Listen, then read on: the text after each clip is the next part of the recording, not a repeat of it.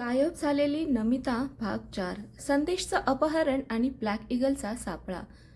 भूमिगत बोगद्याचा मोठा भाग कोसळला होता. दगड, लोखंड आणि धुळीच्या ढिगाऱ्याखाली आदित्य, इन्स्पेक्टर देशमुख आणि 2 पोलीस अडकले होते. आदित्य मोठ्याने ओरडला, नमिता, तू ऐकू शकतेस का? पण समोरून कोणताही आवाज आला नाही. फक्त दगड कोसळण्याचा आवाज आणि अंधार. हॉस्पिटलमधून संदेश गायब. दरम्यान शहरातील रुग्णालयात खळबळ उडाली होती. आयसीयूच्या बाहेर तैनात असलेले 2 पोलीस बेशुद्ध अवस्थेत सापडले. सीसीटीव्ही फुटेजमध्ये 4 जण डॉक्टरांच्या वेशात आत जाताना दिसत होते. काही मिनिटांनी तेच लोक स्ट्रेचरवर एका रुग्णाला घेऊन बाहेर पडले. तो रुग्ण संदेश होता. पण सर्वात धक्कादायक गोष्ट म्हणजे रुग्णवाहिका खरी नव्हती. ती बनावट नंबर प्लेट लावून आणली गेली होती. नमिताची हुशारी. दुसरीकडे नमिताने कंट्रोल रूममधील संगणकावरून ब्लॅक ईगलच्या संपूर्ण नेटवर्कमध्ये प्रवेश केला. तिला अनेक गुप्त फाईल्स दिसू लागल्या. एक फाईल उघडताच तिच्या डोळ्यात आश्चर्य दाटलं. फाईलचं नाव होतं प्रोजेक्ट N16. त्यात नमिताचे फोटो, तिच्या हालचाली, फोन रेकॉर्ड, घराचा नकाशा सगळंच होतं. याचा अर्थ तिच्यावर अनेक महिन्यांपासून नजर ठेवली जात होती. तेवढ्यात तिला आणखी एक फोल्डर दिसला, टार्गेट आदित्य. तो उघडताच तिच्या अंगावर काटा आला. त्यात लिहिलं होतं, आदित्यला जिवंत ठेवण्याची योग्य वेळ आल्यावर त्याचा वापर करायचा. नमिता पुटपुटली, म्हणजे आदित्यला मारणं हा त्यांचा उद्देश नव्हताच. संदेशचं गुपित. संदेशला एका अंधाऱ्या खोलीत आणण्यात आलं. त्याच्या हातांना साखळदंड होते. समोर तोच रहस्यमय काळा सूट घातलेला माणूस बसला होता. तो हळूहळू म्हणाला, संदेश, तू आम्हाला धोका दिलास. संदेश शांतपणे म्हणाला, मी सुरुवातीला पैशांसाठी तुमच्यासोबत आलो होतो, पण नमिता निर्दोष आहे हे कळल्यावर मी तिची मदत करायला सुरुवात केली. तो माणूस हसला. उशीर झाला. त्याने टेबलावर एक फाईल टाकली. संदेशने ती उघडली आणि त्याच्या चेहऱ्यावरील रंग उडाला. फाईलमध्ये आदित्यच्या कुटुंबाचे फोटो होते. जर तू तोंड उघडलंस तर पुढचा नंबर आदित्यच्या कुटुंबाचा. संदेशच्या डोळ्यात अश्रू आले. बोगद्यातून सुटका. इन्स्पेक्टर देशमुखांनी दगड बाजूला करताना एक लहानसा लोखंडी दरवाजा दिसला. तो उघडताच सर्वजण दुसऱ्या मार्गाने बाहेर पडले. समोर एक विशाल भूमिगत हॉल होता. भिंतीवर मोठ्या अक्षरात ब्लॅक ईगल हेडक्वार्टर्स लिहिलं होतं. टेबलांवर शेकडो फाईल्स, संगणक आणि अनेक बनावट कागदपत्र, ओळखपत्र पडली होती. पण संपूर्ण हॉल रिकामा होता. जणू काही मिनिटांपूर्वीच सर्वजण तिथून पळून गेले होते. तेवढ्यात एका संगणकावर व्हिडिओ आपोआप सुरू झाला. स्क्रीनवर तो रहस्यमय माणूस दिसला. यावेळी त्याचा चेहरा अजूनही सावलीत होता. तो हसत म्हणाला, इन्स्पेक्टर देशमुख, तुम्ही पुन्हा उशीर केलात. आता अंतिम खेळ सुरू होणार आहे. उद्या रात्री 12 वाजता मी नमिता, संदेश आणि आदित्य या तिघांपैकी एकाला कायमचं संपवणार आहे. स्क्रीन बंद झाला. आदित्य संतापाने ओरडला, कोण आहेस तू? तेवढ्यात हॉलच्या मागच्या भिंतीवर एक प्रोजेक्टर सुरू झाला. त्यावर एकच फोटो दिसला. त्या फोटोमध्ये आदित्य, नमिता, संदेश आणि त्यांच्यासोबत उभा असलेला चौथा व्यक्ती होता. तो व्यक्ती आतापर्यंत कथेत कधीच समोर आला नव्हता. पण त्याचा चेहरा पाहून इन्स्पेक्टर देशमुख धक्क्याने म्हणाले, असं कसं शक्य आहे? हा तर 5 वर्षांपूर्वीच मेला होता. मृत समजलेला माणूस जिवंत होता. प्रोजेक्टरवरील फोटो पाहून इन्स्पेक्टर देशमुख काही क्षण स्तब्ध राहिले होते. आदित्यने घाईघाईने विचारलं, सर, हा कोण आहे? इन्स्पेक्टरने खोल श्वास घेतला. याचं नाव अर्णव राणे. 5 वर्षांपूर्वी एका भीषण कार अपघातात तो मृत झाल्याची नोंद झाली होती. पण जर हा फोटो खरा असेल तर तो आजही जिवंत आहे. आदित्यच्या डोळ्यांसमोर अंधारी आली. पण अर्णव आमच्या कॉलेजमध्ये शिकत होता. तो आणि नमिता फक्त मित्र होते. रिया अचानक म्हणाली, नाही, फक्त मित्र नव्हते. सर्वजण तिच्याकडे वळून पाहू लागले. नमिताने मला सांगितलं होतं, अर्णव तिच्यावर एकतर्फी प्रेम करत होता. अर्णवची खरी कहाणी. इन्स्पेक्टर देशमुखांनी जुनी केस फाईल उघडली. त्यात लिहिलं होतं, 5 वर्षांपूर्वी अर्णव राणे एका डोंगर रस्त्यावरून कारसह दरीत कोसळला. कार पूर्णपणे जळून खाक झाली. आत सापडलेला मृतदेह अर्णवचाच असल्याचं मानलं गेलं. पण DNA चाचणी कधीच झाली नव्हती. देशमुख म्हणाले, म्हणजे त्याने स्वतःचा मृत्यू खोटा ठरवला. नमिताची कैद. दुसरीकडे नमिताला एका अंधाऱ्या खोलीत आणण्यात आलं. तिच्यासमोर तोच काळा सूट घातलेला माणूस उभा होता. यावेळी त्याने हळूहळू मास्क काढला. नमिता त्याला पाहून थरथर कापू लागली. अर्णव, तो हसला. हो नमिता, मीच, ज्याला सगळ्यांनी मृत समजलं, पण मी परत आलोय माझं अपूर्ण राहिलेलं प्रेम पूर्ण करायला. नमिता रागाने म्हणाली. हे प्रेम नाही, वेड आहे. अर्णवच्या चेहऱ्यावरचं हसू क्षणात नाहीसं झालं. जर तू माझी झाली नाहीस तर तू कोणाचीच होणार नाहीस. अर्णवचा मास्टर प्लॅन. अर्णवने मोठ्या स्क्रीनवर आदित्यचं थेट लोकेशन दाखवलं. पाहिलंस, तो अजूनही तुला शोधतोय. आज रात्री तो स्वतः माझ्या जाळ्यात येणार आहे. नमिता ओरडली. त्याला काही करू नकोस. अर्णव शांतपणे म्हणाला. सगळं तुझ्या निर्णयावर अवलंबून आहे.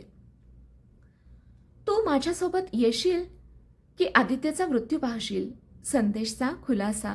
दरम्यान संदेशला दुसऱ्या खोलीत कैद करून ठेवण्यात आलं होतं. एका पहारेकऱ्याने त्याला पाणी दिलं. संधी साधून संदेशने त्याला ढकललं आणि त्याचा मोबाईल हिसकावून घेतला.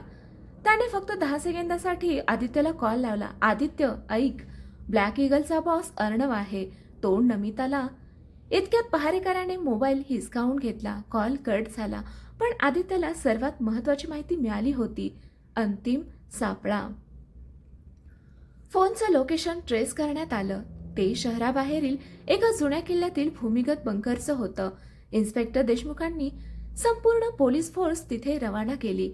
आदित्य मात्र कोणाचंही न ऐकता एकटाच आत शिरला. बंकरच्या शेवटच्या दरवाजापाशी पोहोचताच त्याने दरवाजा उघडला. समोर नमिता खुर्चीला बांधलेली होती. तिने आदित्यला पाहताच ओरडली. नाही, आत येऊ नकोस.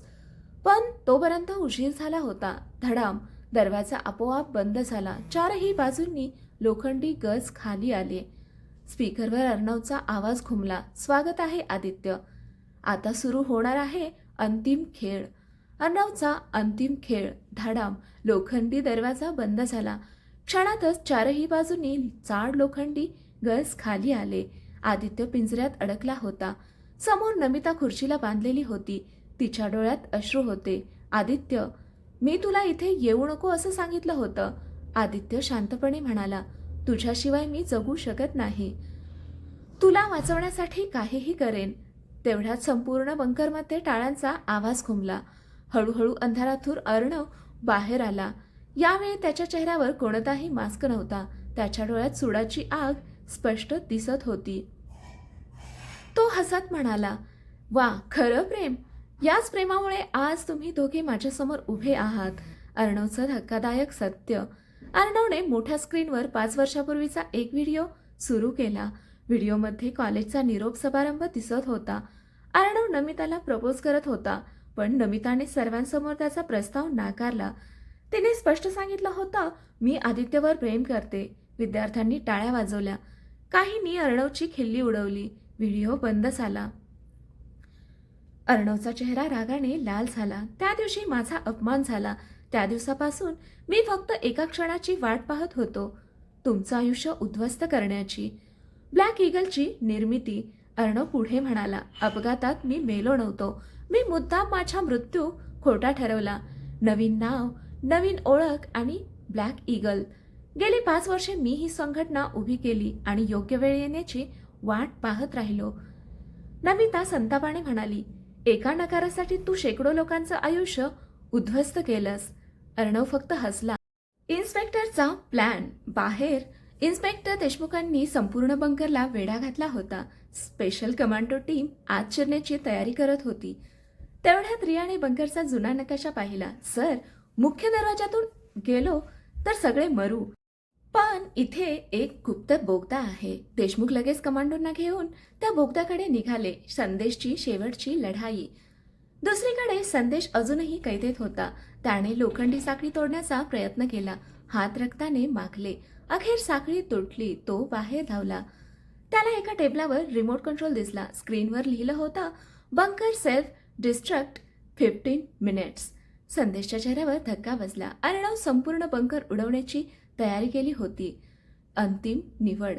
अर्णवने 2 बंदुका बाहेर काढल्या. एक आदित्यकडे फेकली, दुसरी स्वतः जवळ ठेवली. आदित्य, आज एकच जण जिवंत बाहेर जाईल, तू की मी. नमिता रडत ओरडली, नको. अर्णवने 3 पर्यंत मोजायला सुरुवात केली. 1, 2, इतक्यात धाड, गोळीचा आवाज आला. अर्णवच्या हातातून बंदूक खाली पडली. दाराजवळ संदेश उभा होता. त्याने अर्णवच्या हातावर गोळी झाडली होती. आदित्य, नमिताला घेऊन पळ. पण त्याच क्षणी अर्णवने दुसऱ्या हाताने लपवलेलं पिस्तूल काढलं. त्याने संदेशवर नेम धरला आणि धाड, गोळी झाडली गेली. संदेश खाली कोसळला. त्याच्या छातीतून रक्त वाहू लागलं. नमिता किंचाळली, संदेश. बंकरचा टायमर आता दाखवत होता 9 मिनिट्स 59 सेकंड. फक्त 10 मिनिटात संपूर्ण बंकर हवेत उडणार होता. अंतिम सामना. बंकरच्या भिंतीवरचा टायमर वेगाने खाली येत होता. 9 मिनिट्स 59 सेकंड, 9 मिनिट 58 सेकंड. संदेश रक्ताच्या थारोळ्यात पडला होता. नमिता रडत त्याच्याकडे धावली. संदेश, डोळे उघड. कृपया मला सोडून जाऊ नकोस. संदेशने मोठ्या कष्टाने डोळे उघडले. त्याने आदित्यचा हात घट्ट पकडला. माझी काळजी करू नकोस. आधी नमिताला घेऊन जा. आदित्यच्या डोळ्यात अश्रू होते. मी तुला इथं सोडून जाणार नाही. संदेश हसला. आज नाही गेलास तर तिघेही मरू. अर्णवचा शेवटचा डाव. अर्णव जखमी झाला होता पण अजूनही हार मानायला तयार नव्हता. त्याने खिशातून एक छोटं रिमोट काढलं.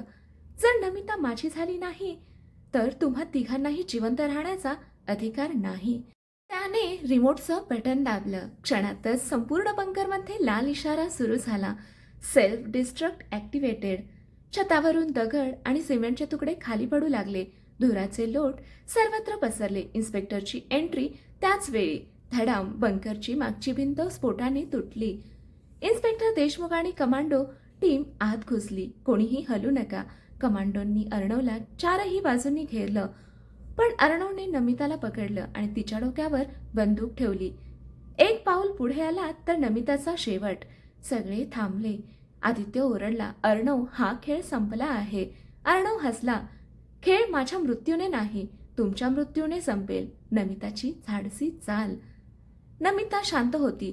तिने हळूच आपल्या हातातील तुटलेल्या बांगडीचा धारदार तुकडा अर्णवच्या हातात खुपसला. आह! अर्णव वेदनेने ओरडला. त्याच्या हातातून बंदूक खाली पडली. त्याच क्षणी आदित्यने धावत जाऊन अर्णवला जोरदार धक्का दिला. दोघेही जमिनीवर पडले. तिथे जोरदार झटापट सुरू झाली. अर्णवने आदित्यच्या गळ्यावर हात ठेवला. आज तुझा शेवट. आदित्यचा श्वास थांबू लागला. संदेशचं बलिदान. जखमी असूनही संदेश हळूहळू उठला. त्याच्या नजरेस अर्णवचं पिस्तूल पडलं. त्याने शेवटची ताकद एकवटली. बंदूक उचलली. त्याचे हात थरथरत होते. आदित्यने त्याच्याकडे पाहिलं. नको संदेश. पण धाड, गोळी थेट अर्णवच्या खांद्यात लागली. अर्णव मागे फेकला गेला. कमांडो टीमने क्षणाचाही विलंब न करता त्याला पकडलं. त्याच्या हातात बेड्या ठोकल्या गेल्या. ब्लॅक ईगलचा शेवट झाला होता. अजून एक धक्का. सगळ्यांना वाटलं आता सगळं संपलं, पण टायमर अजूनही सुरू होता. 2 मिनिट्स 14 सेकंड. इन्स्पेक्टर देशमुख ओरडले. रिमोट निष्क्रिय झाला, पण बॉम्ब अजून चालू आहेत. सर्वजण बाहेरच्या दिशेने धावू लागले. संदेश मात्र जमिनीवर पडला होता. त्याच्या शरीरातून खूप रक्त वाहत होतं.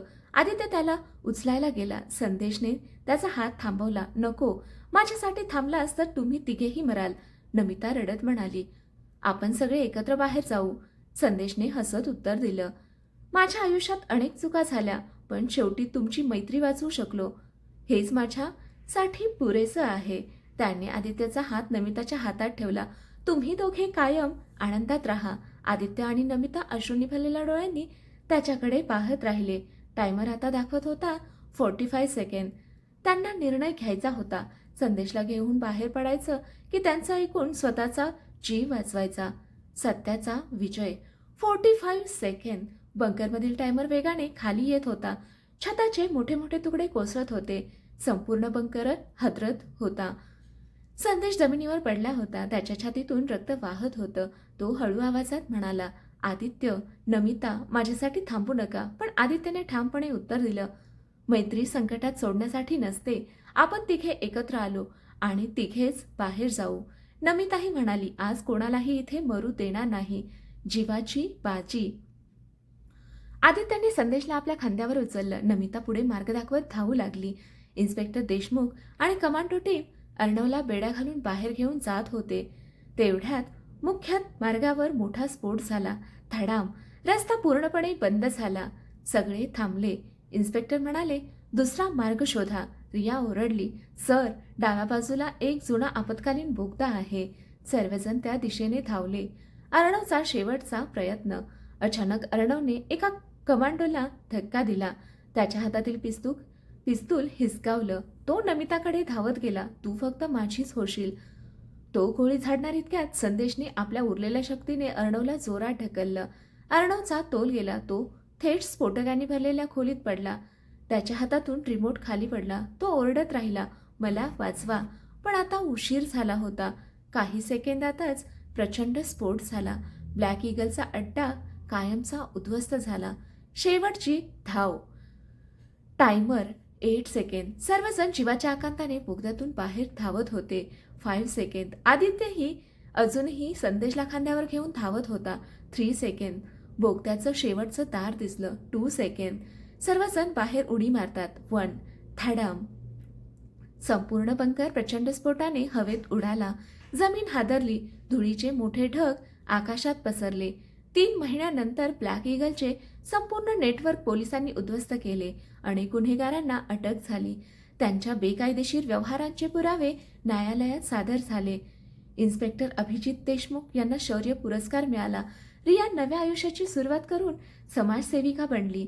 संदेशवर अनेक शस्त्रक्रिया झाल्या. काही महिन्यांच्या उपचारानंतर तो पूर्णपणे बरा झाला. तो आदित्यकडे पाहून हसत म्हणाला, यावेळी खरंच नवीन आयुष्य मिळालं. आदित्य हसला. आता कोणतीही कुपितं नाहीत. सुखद शेवट. 6 महिन्यानंतर आदित्य आणि नमिताचं लग्न मोठ्या आनंदात पार पडलं. लग्नाच्या मंडपात इन्स्पेक्टर देशमुख, रिया आणि संदेशही उपस्थित होते. संदेशने हसत वरमाला आदित्यच्या हातात दिली. ही वेळ कधीच विसरू नको. नमिता म्हणाली, या लढाईत आपण सगळ्यांनी खूप काही गमावलं, पण एक गोष्ट जिंकली. आदित्यने विचारलं, काय? ती हसत म्हणाली, सत्य आणि आपली मैत्री. सर्वांच्या चेहऱ्यावर समाधान होतं. कॅमेरा हळूहळू आकाशाकडे सरकला. कथा समाप्त. कथेचा संदेश हाच की प्रेम हे विश्वासावर टिकतं, मैत्री त्यागावर उभी राहते आणि सत्य कितीही लपवलं तरी एक दिवस नक्कीच समोर येतं. कथा इथपर्यंत आवडली असेल तर कथेला लाईक करा, शेअर करा, कमेंट करा आणि आपल्या चॅनलला सबस्क्राईब करा. कथा वाचल्याबद्दल आणि ऐकल्याबद्दल धन्यवाद.